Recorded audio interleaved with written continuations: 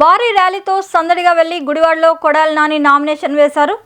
రాజేంద్ర నగర్లోని తన స్వగృహం నుంచి వేలాది మంది ప్రజానికం, పార్టీ శ్రేణులు, వైసీపీ మచిలీపట్నం పార్లమెంట్ అభ్యర్థి సింహాద్రి చంద్రశేఖర్తో కలిసి భారీ ర్యాలీతో వెళ్లి గుడివాడలో నామినేషన్ దాఖలు చేశారు. నామినేషన్ అనంతరం మీడియాతో మాట్లాడుతూ 20,000 ఓట్ల కన్నా ఎక్కువ మెజారిటీతో గెలుస్తానని, ఈసారి 151 సీట్లు దాటుతాయని అన్నారు. ఎన్నికలకి సిద్ధంగా జగన్మోహన్ రెడ్డి గారి ఆధ్వర్యంలో మేమందరం కూడా సిద్ధం అని చెప్పి గత 4 నెలల నుంచి ఈ రాష్ట్ర వ్యాప్తంగా అనేక సభలు నిర్వహించి ఈ రాష్ట్రంలో వైఎస్ఆర్ కాంగ్రెస్ పార్టీ చేసినటువంటి కార్యక్రమాలని, ఈ రాష్ట్రంలో వైఎస్ఆర్ కాంగ్రెస్ పార్టీని గెలిపించాల్సినటువంటి అవసరాన్ని మా ముఖ్యమంత్రి, మా పార్టీ అధ్యక్షులు వైఎస్ జగన్మోహన్ రెడ్డి గారు అనేక సభల ద్వారా వివరించారు. ఈరోజు ఈ గుడివాడ నియోజకవర్గంలో వైఎస్ఆర్ కాంగ్రెస్ పార్టీ మరోసారి ఇక్కడ విజయకేతనం ఎగరవేయటంలో ఎటువంటి డౌటు లేదు.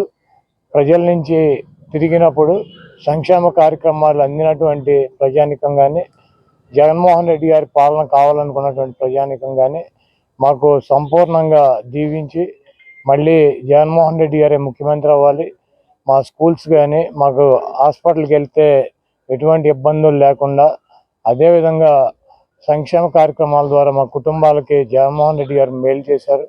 అటువంటి మేలు చేసినటువంటి వ్యక్తికి మరొకసారి మేము అవకాశం ఇస్తాం, ఓటేస్తామని చెప్పి బహిరంగంగానే చెప్పేటువంటి పరిస్థితి ఉంది. తెలుగుదేశం పార్టీకి సంబంధించినటువంటి కొంతమంది ఆ చంద్రబాబు అభిమానులు కావచ్చు, తెలుగుదేశం పార్టీకి సంబంధించినటువంటి వ్యక్తులు కావచ్చు, కోడిగుడ్డుకి ఏకలు పీకినట్టు చేసినటువంటి కార్యక్రమాలు గాలి అన్న 1-6 మిగిలిపోయిన కార్యక్రమాలు ఉంటే అవి చేయలేదని చెప్పి దాన్ని ఏదో వాళ్ళ పచ్చ మీడియా ద్వారా బయటికి చూపించుకోవాలన్నటువంటి ప్రయత్నం చేస్తున్నారు.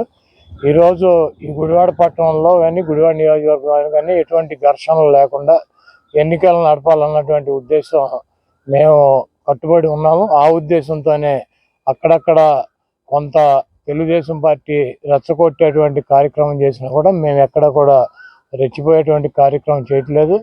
ప్రజాస్వామ్యంలో ఫైనల్గా ప్రజలు ఇచ్చేటువంటి తీర్పే దైవ నిర్ణయం. ఎన్ని హత్య చేసినా, ఎన్ని అబద్ధాలు చెప్పినా, ఎన్ని మోసాలు చేసినా గతంలో చంద్రబాబు నాయుడు 2014 ఎన్నికల మేనిఫెస్టోకి ఈరోజు 24 ఎన్నికల మేనిఫెస్టోకి ఏమీ తేడా లేదు. అప్పుడు 3 సిలిండర్లు అన్నాడు, ఇప్పుడు 3 సిలిండర్లు అన్నాడు. అప్పుడు 3 సిలిండర్లు ఇవ్వాలి, ఇప్పుడు 3 సిలిండర్లు ఇవ్వాలి. అప్పుడు నిరుద్యోగ భృతి అన్నాడు, ఇప్పుడు నిరుద్యోగ భృతి అని చెబుతున్నాడు.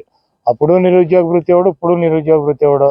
ఆ రోజు బాబు వస్తే జాబ్ వస్తుంది అన్నాడు, బాబు వచ్చాడు, ఎవరికి జాబ్ రాలా. ఈ రోజు కూడా బాబు వస్తే లోకేష్ బాబుకి మళ్ళీ జాబ్ వస్తుంది.